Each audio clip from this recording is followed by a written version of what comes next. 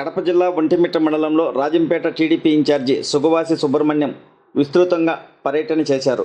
సాలాబాదు, నడింపల్లి, మఠంపల్లి, కోనరాజుపల్లి, చింతరాజుపల్లి గ్రామాలలో పర్యటించి నాయకులు, కార్యకర్తలతో ఆత్మీయ సమావేశం నిర్వహించారు.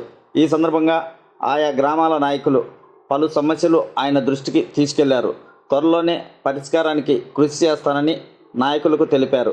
ఈ కార్యక్రమంలో మండల అధ్యక్షుడు గజ్జల నరసింహారెడ్డి, సీనియర్ నాయకుడు ఎస్వి రమణ, బొబ్బిల్ రాయుడు, లాయర్ రామదాసు, వినోద్ రెడ్డి, ప్రతాప్ రెడ్డి, నడింపల్లి మౌలాలి, పత్తి సుబ్బరాయుడు, కత్తి ఐవారయ్య, చంద్ర, ఆంజనేయ రెడ్డి, సాలాబాద్ సుబ్బారెడ్డి, లక్ష్మిరెడ్డి, రోచయ్యతో పాటు పలువురు నాయకులు పాల్గొన్నారు.